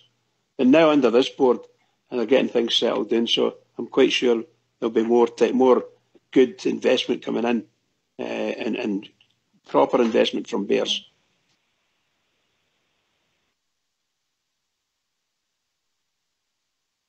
The results make it easier, Bridger. You're doing it on the park. It's easy to sell all the hospitality. Yeah. It's easy to sell all the advertisement. Oxford, we're a huge successful club at the moment. We're packed. Our stadium's packed out. Every game, every home game, I believe every game is sold out. Right? I believe it's completely sold out, including the opposition's allocation of all going. Although I do, wait a minute, did I see something about Aberdeen? Haven't they finished theirs yet? But really and truly, we're so successful now, and that success needs to be kept going. That's why we like to keep it going for the Rangers, because that's what it's all about. We need to be up there. That breeds success and brings people in. Who have we lost? We lost the caller, Fox? No, I'm still here. Are you still there, Gary? Gary, how do you think things are going on and off the park, mate? I've read Dave King's statement from today. I've still to watch. There's about a 23-minute video on Rangers TV on YouTube. I've still to watch that. No, it's definitely an improvement. I think anybody can see that. Considering you just need to look at Europe. Considering we've been competitive in every European game we've played so far this season, and what we've done in Europe last year. It's night and day. But one thing that I've noticed as well, which was definitely pleasing for the weekend, was I looked back at some of the pictures I got of the players that I met when I went a couple of years ago, and we were standing right in the middle of the room, and there was loads of space. Whereas when I went on Saturday, that space was completely full with tables. It was so busy. You're talking there was at least double the people there on Saturday, which I thought was really good. And that'll be the appeal for Steven Gerrard as well, because I actually had a guy message my Twitter page who was from Birmingham, who's an Aston Villa fan, and him and his mates were coming up for the game at the weekend, and he was asking me some advice, because I was a Rangers fan that he followed on Twitter. So I was giving him some advice, and I was telling him hotels, and they said, no, we're just coming up and doing in the one day. But him and about 6 or 7 of his mates all came up for the game, and they just jumped straight back in the train down, and he messaged me on the way down, and he was praising it, saying it was absolutely brilliant, said the stadium was great, and that they absolutely just loved the atmosphere, even though the performance wasn't the best. They just loved the day out, and I love that. The boys from England coming up and wanting to watch the Jers, that's great. That's good publicity and stuff. What about you, Ulster? Are you picking up a different vibe in your travels this year? It feels there's definitely more positivity, like throughout the stadium and stuff. We're definitely better on the park. Like, there's no like two ways about that. And I know this might sound mental, but I still think and like when Graham Murray first came into Rangers, I think he done well with what we had. I mean, for me, players like Pena and that just shouldn't be there. When you look at that and then you look at Arfield, it's night and day. So just even improvements like that, I think have been like a massive difference to us. Who's your player of the season so far, Gary? I don't think you can look past Morelos. I would say with his goals and assist ratio, I don't think you could look past Morelos. Probably, I think if you were... Morelos and McGregor for me, personally. See, I don't think you could argue with that either. I mean, but the way I look at it is, if there was a player in the team to get a long-term injury, what one would affect us more? And I would say probably Morelos, just from my personal opinion. Ben was saying you do a YouTube channel. Do you want to get a shout out, mate? I started it back in June. So if you're interested in my views after the games and stuff, it's Jeeb1872. Just type that into YouTube and my page should come up, and feel free to subscribe. I quite like having a bit of interaction and that with the fans after the games and stuff. I get the same people kind of comment on the videos and that, so I feel free to go and subscribe to the channel. The better Rangers media things out there, the better, huh? Tell me about it, that's it. And that's by the fans, for the fans. right? What was that? Just to clarify, it's not the letter GB. It's spelled out as GEEB 1872. So GEEB 1872 is when I first said it. I tried to type in the two initials because I'm an idiot. But just in case, just for clarity, that's how it's spelled. Well, that was where the name actually came from. My initials are GB. So my dad, it was my old man that gave me it when I was a wee boy. He started calling me Jeeb, so that was where it came from. And it just stuck. That makes sense. You learn something new every day. I would agree with that, by the way, the anticipation when it comes to the anticipation for the games, because last season it was a wee bit like, you were sitting going, just before the game, you're like, drinking your last drink, supposing we go and do this, probably expecting another per game, but Let's have another one. I know. Let's have another one staying here, But now you see everybody's high-fiving each other coming out of the bars, and everybody's excited and singing the songs on the way up the road. So I think it's a lot more of excitement and anticipation now because we expect the team to put a performance in there at Ibrox. Yeah. December's massive. December is massive. Let's get November out the way first, mate. I know, but it is huge, isn't it? These games coming up, and they're just going to be thick and fast. Now, once Thursday comes, that's it. It's going to be crazy, right up to the end of December. Yeah, it's good for us on the show, Fox. Huh? It's trying to get content because obviously a lot of games, you've got things to talk about. You've got events, normal news, but the games are the catalyst for the discussions. Aye, without a doubt.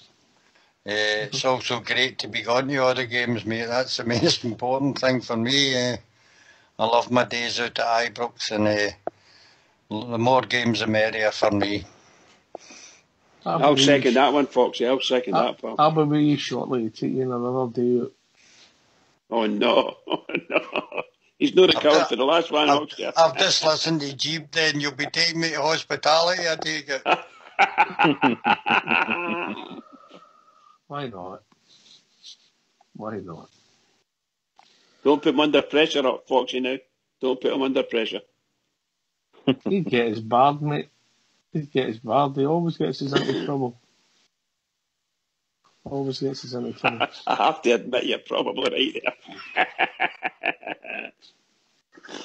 Every time you've come up, he's got you into trouble, that's for sure. Near enough, mate. Costs you a lot of money, him. Costs you a lot of money. That's also true, bitch. You're all right. Just keep going here. Ding-a-ling. That's a £200 it cost you, pal. Those directions were wrong. Brilliant. I'll not tell you the excuse, but so we're moving on. AGM.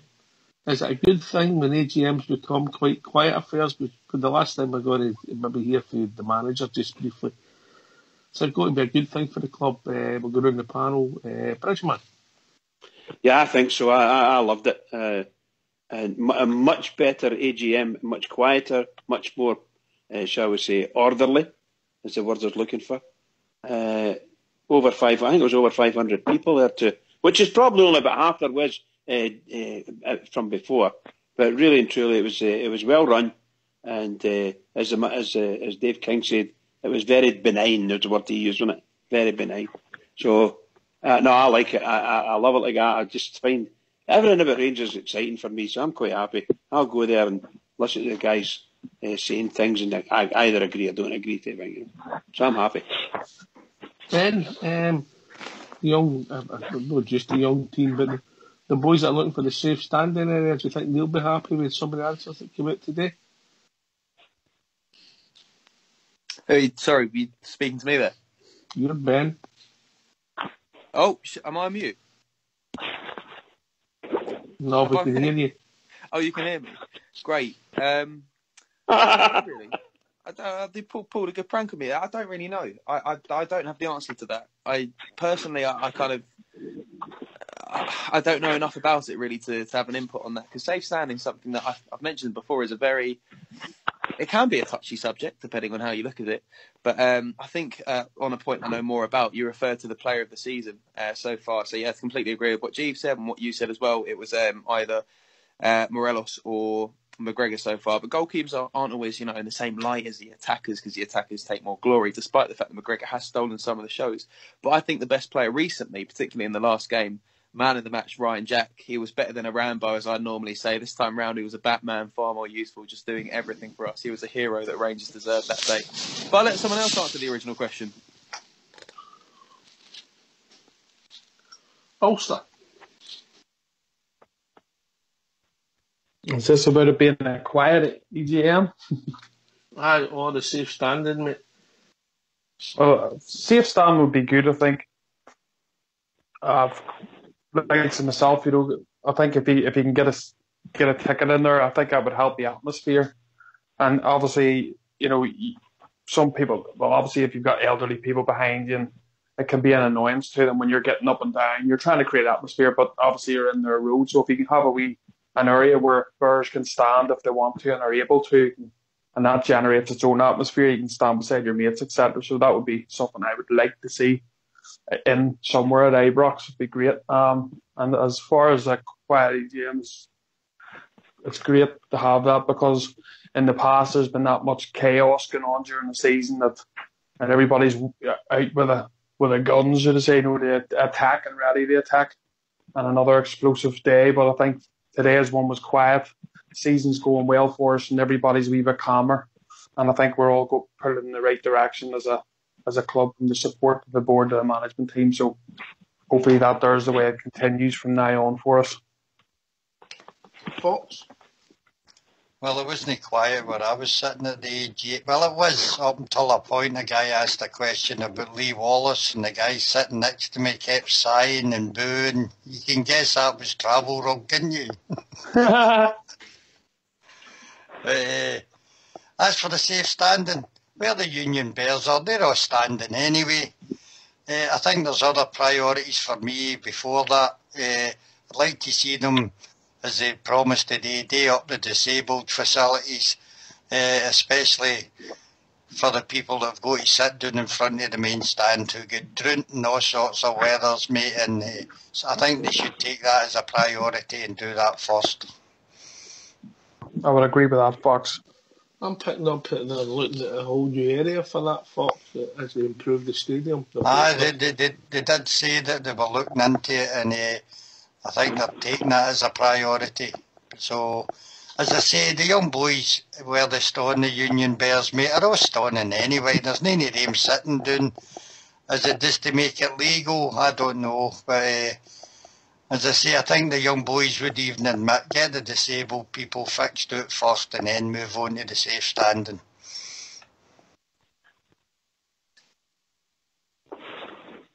I think it's going to happen like that, Foxy. I think it's going to happen just like that as well. Well, that'll be great for the likes of our guys, won't it? Because I know he's had complaints before, and cameramen, etc., on his road and getting soaked, and so, and obviously he's put his case forward to Rangers and emailed them, etc. So hopefully that's sorted for them. Well, there was a question from one of the disabled fans today. He's a disabled fan representative as well for some of the disabled fans in Scotland, and he was saying that to the board. They're asking the question, when are we going to see something? And they're saying they're looking into it, just as Foxy said there. So I think it would be absolutely brilliant. It might come as part of whatever modifications or renovations they're doing to Ibrox in a close season. so we need to wait till then before it happens. But based on Robertson, it's happening anyway. So good luck to them. They deserve it. Last thing on AGM, I think it'd only be right if we heard from our manager, Stephen Gerrard, MBE. So if you don't mind going on mute, we'll get Stephen's thoughts briefly how it's went for him.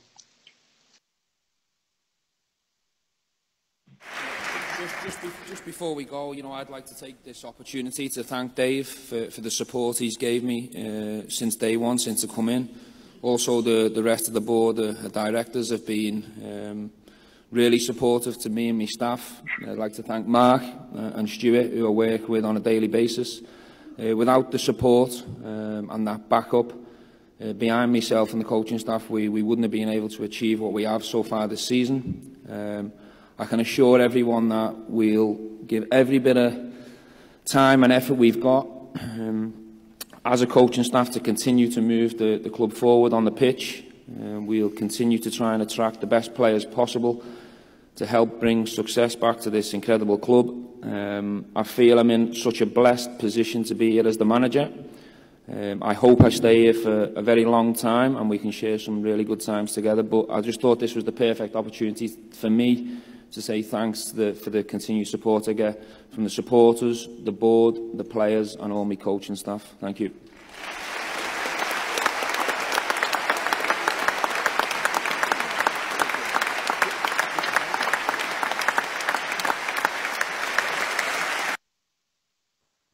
I love him. Right, man, if I was Theresa May, I'd phone Gerrard and see if we could sort out that Brexit. I'll tell you what, he would get it could take him, and I think he could say anything. And certainly all the Rangers fans will go along with me, that's for sure. It was just really and truly. Foxy said he didn't earlier on. He hadn't said too much. He didn't say too much, but what he said was gold. For me, gold.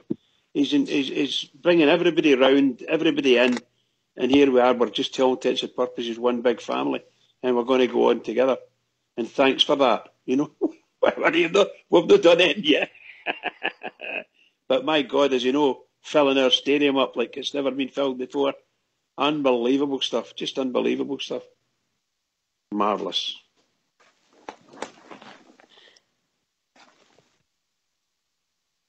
Could I put another question to you guys? Aye, on you go, mate.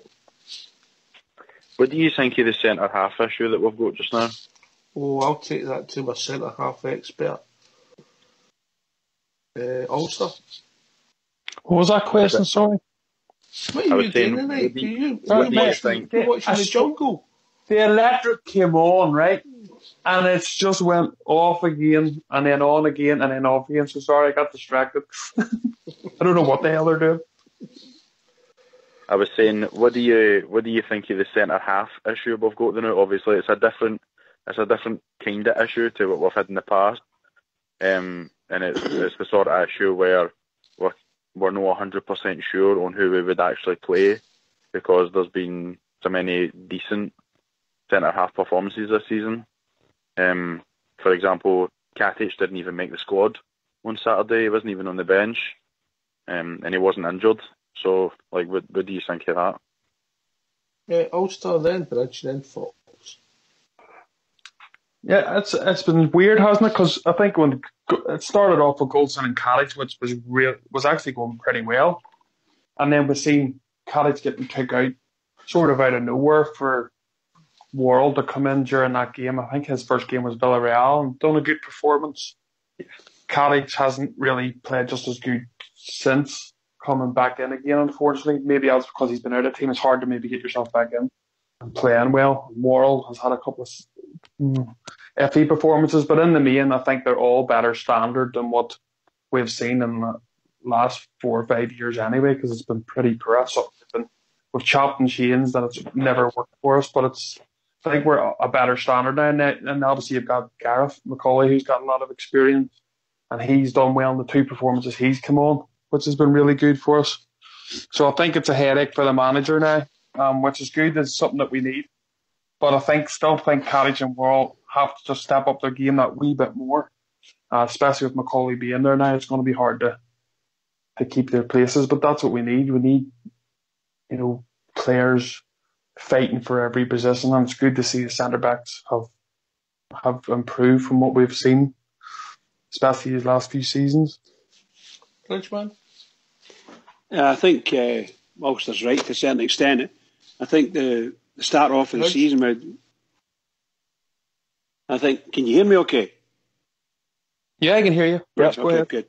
I was just going to say that at the start of the season, Golson was the man.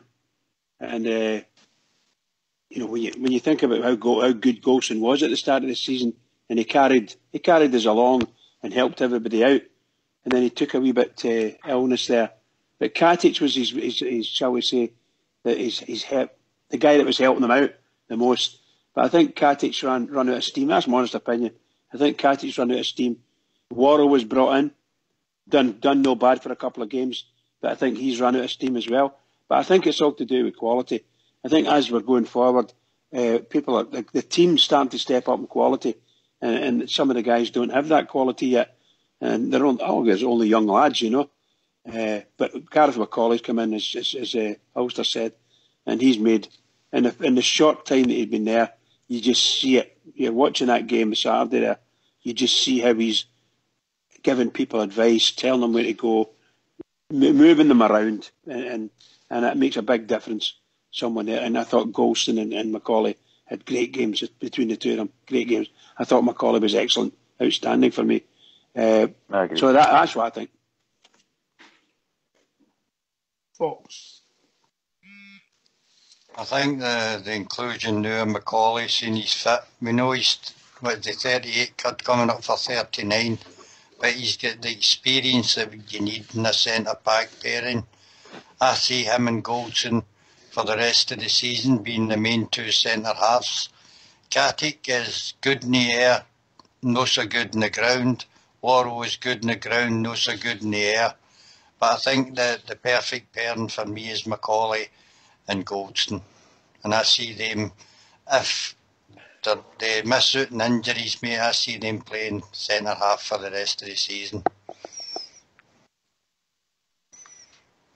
Ben, what's your thoughts? The best that I've seen is Katic and Golson, but I think McCauley and Golson would be good going forward. But McCauley's not really there to be first choice all the time. He's there to provide stability when needed and to let the younger players like Katic learn from. So, bit of a difficult one. But Katic does always look grumpy now, doesn't he? I saw him outside of the game. Ryan Kent and Gresda, interestingly, just drove off in their car. Literally, so rude. So rude. I was so annoyed at them.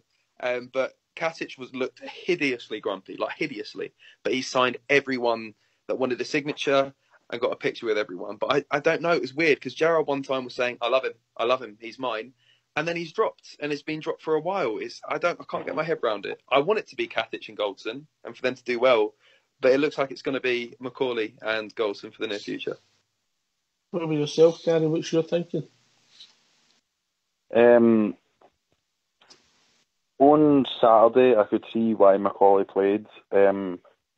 The style of football that Livingston play is basically long ball, try and get free kicks anywhere in the opposition half where we can lump the ball into the box.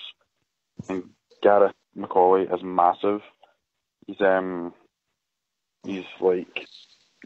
giant, you know. So, but the reason that I was asking was because they actually brought Katic into the hospitality suite at about 2:00 on Saturdays, just before the game, about an hour before the game kicked off. And the reason that they brought him in, it happened a couple of years ago. They tend to bring in a player who's either injured or not playing, but is fairly popular. I think it was Waghorn they brought in last time because he'd get injured. And when Katic came in, he was standing taunting, and for a guy that looked so confident and like an absolute monster at the start of the season, when he was standing there getting interviewed, he looked like a wee poodle, and it was just it was weird to see, because the thing with Katic for me is he needs more mental strength, because he was he was brilliant. He was vital in the European qualifiers, and he got dropped for Worrell, and it just absolutely shattered his confidence. And at Rangers, we can't really have that. We need players to be mentally strong. So that was that was where I got the basis of my question. Just Katic coming out of hospitality. He just did. He looked. I kind of agree with what Ben said. He just didn't. He looked quite grumpy. He looked disappointed, and he said, "Like, I don't know why I'm not playing." Is that not a good thing? Is it not a good thing? What? That the boy's disappointed that he's not playing. No, definitely it is a good thing. What I was talking about, and more is like mental strength. He needs to be able to understand that he's still really important to the team, and that when he's called upon, he needs to know that he's trusted. Because I think it was the game he get brought back in for a game. It was at Hamilton, and he looked so shaky. He was terrible on the ball. The amount of passing, the amount of passes that he hit astray. I mean, it was really, really poor that day, and that was kind of like that was like watching a different player to what we had all seen before. He's only 22, mate. I don't know if he's lost a bit of confidence. Bridges always saying we need another quality centre back, would Katic then go out and loan maybe back to Croatia, get his confidence, get playing game time, and we maybe see the better of him when he came back? Is he in that sort of group? I would think so. Not necessarily go on loan, because you got to remember Worrell will not be there end of this season. But we need Katic going through this, particularly up to Christmas. You're going to need all the people you can get who are in your squad and available. I'm just saying I think Rangers should be going out and buying a giant at left-footed centre half. That's all I'm saying. I think we've been needing it for a number of years, and we just haven't had one. And we've got a good chance now I don't know, we're chasing that boy Cooper, who sounded just about the right guy for us. But that's not to say Katic is finished in any way, shape or form. You're right, he's only 22, and 22 for a centre-half is very, very young, you know, and you can see that way.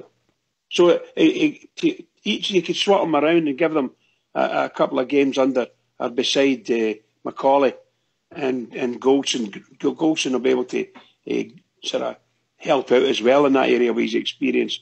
So as they build up their experience, I think Katic will be one of the guys that will be a good player for us as we go forward. I agree.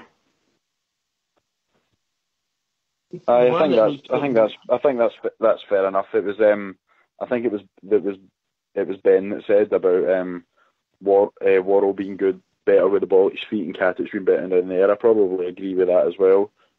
I mean, even now, like, that's kind of Worrell's been it for a couple of games now. So we're going to have games coming thick and fast. So even though he's a young centre half as well, we need them to come in and understand that they're still needed to do a job, you know, and have the confidence to know that they're still relied upon. Also, Gary, can I just say that we've got to watch out with the amount of games that's going to come our way, fast and furious, and the referees don't like us, and it's easy to book Rangers players. So I would imagine there's going to be quite a lot of bookings in December, and to be honest, and you could easily count them up there. But already we're going to lose Morelos for at least one game. So it's really tight and it's tough for the players. So you're talking about we've got 4 centre halves, dead easy to lose 2 of them in 6 weeks for sure. Dead easy. Yeah, definitely. Morelos is already suspended as well. He's missing the Dundee game, which is I thought that was a bit of a tactical booking that he got on Saturday. You can think that, Gary, but we can't possibly comment. Love it. Well done. Right, guys, I'll leave it at that anyway. I'm going to head off, so thanks very much for having us on. Any time you like, Gary. You've a great calling, mate. Great to hear from you, mate. Right. And all the best for your YouTube channel. Right, thanks very much, mate. I appreciate it. Mate. Cheers, mate. All the best, Kiwi. Cheers. Bye. What a nice young man, Bridger.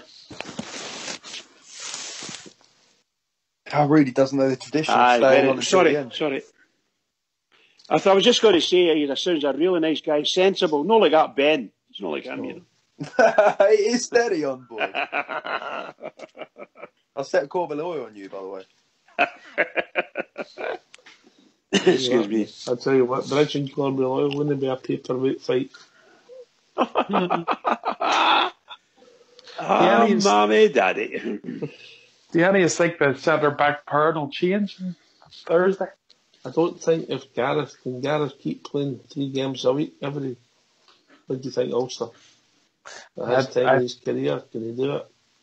Oh, I don't know.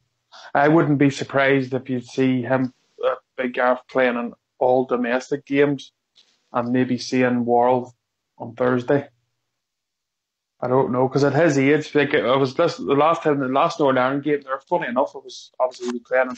The commentator had said that Gareth McCauley, you know, where they do tests and different tests on him, and they said there's actually he's higher test fitness, higher than what he's ever done before. So I don't know how possible, but he's obviously really done a lot of work to get himself really, really fit. But at his age, you know, can you do it? And we're going to need him. He's a lot of games coming in, especially in the Scottish game, where these teams like to blast the ball up high, and I think that suits him because he's a very, very tall. He wins all the balls in the air. And maybe when you're playing like Villarreal, they maybe play a wee bit of a quicker game on the ground. So you maybe switch it up, I think, on Thursday and give him a wee bit of a break so he's ready for the next league game. Ulster, did you notice that Golson was able to move up the park with the ball at his feet quite a lot Saturday? There was times he was managing to get right close to their 18-yard line, and Macaulay was covering everything at the back. You know, yeah, so he was that makes a big back. difference. Yeah, I noticed. So I don't want Macaulay to move past the centre line. As far as I'm concerned, that's it. No more. That's a cliff edge, and you would be able to keep his.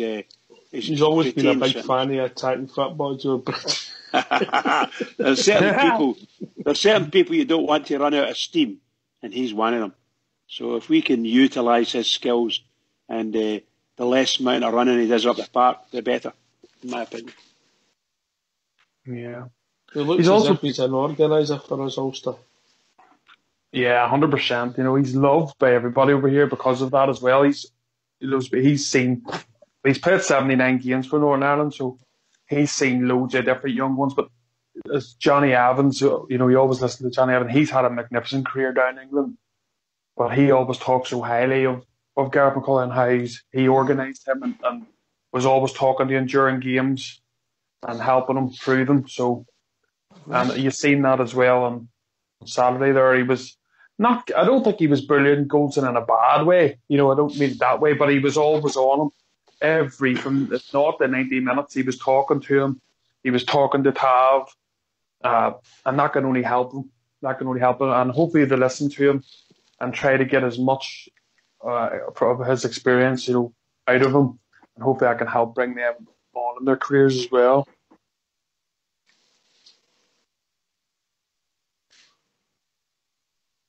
I think just got to wait, see what it takes. Gareth McCauley looks as if he's the lead centre half quite quickly through his experience now. But we'll see what it takes. Obviously this time in his career, could it be another day where we could get a few months out of him, 18 months or something, and he could help drag the team forward? It'd be fantastic. Yeah. Foxy boy. I think he's experienced, so I think it was Ben's point there that he'll play probably in the Auburn SPFL games or the Premier League games. Maybe when I don't know, I've not watched a lot of Villarreal. I don't know if they've got pacey forwards or tall forwards. Are they the team that play lots of crosses into the box? But Macaulay's experience and positioning and reading of the game means that he can offset his maybe lack of pace for me. He was quicker than I thought he was going to be, and he covered the ground quite well. Wouldn't say he had the same sort of pace as Goldson, but his reading of the game can get him out of difficult situations. and it'll be interesting to see whether the manager does play him on Thursday night. Anyway, gentlemen, we've reached that time of the evening. I'd like to thank go to Bridge. Well, what can I say? Another great night. I do apologise. I had to sort of slip away a couple of times there, so I apologise. But tonight, great talk, marvellous discussion. You have been marvellous discussions, and I loved the AGM today, and I love to talk about the AGM, and I really enjoyed that. For my money, I think Macaulay will play on Thursday. But can I just say to all the Rangers fans all over the world, particularly Rangers fans on here on Rangers Radio, every single one of us, please keep it going for the Rangers. Keep it going, please. Let's do it. Can I thank Gary, who joined us, first time caller, Little Blue, Ben, Big Ulster, Fox, the one and only Bridgeman. This has been Rangers Radio. We'll be back tomorrow night between 9 and 11 talking about all things Rangers. Take it away, Fox.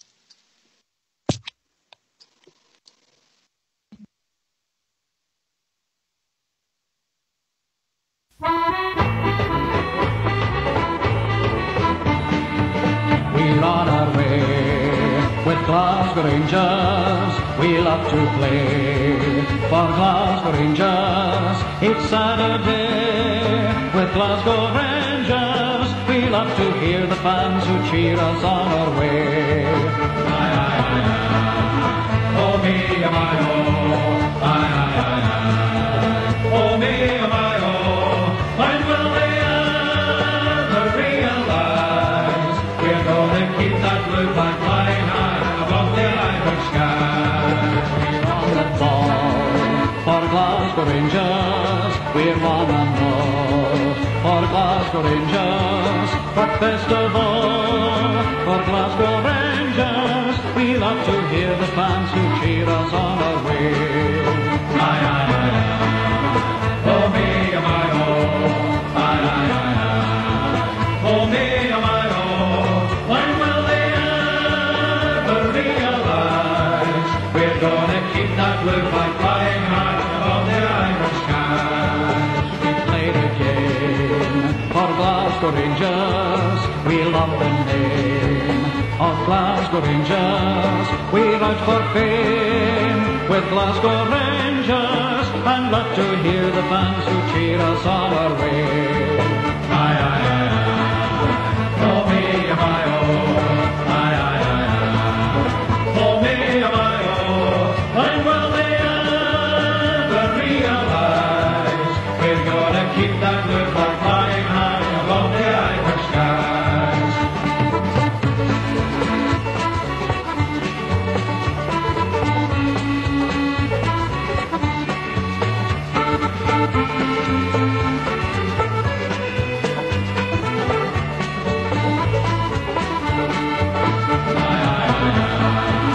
Oh me, my oh. Aye, aye, aye, aye. Oh me, my oh. When will they ever realise we're gonna keep that blue flag flying high above the Irish sky? We're on the ball for Glasgow Rangers. We're on and more for Glasgow Rangers. But best of all,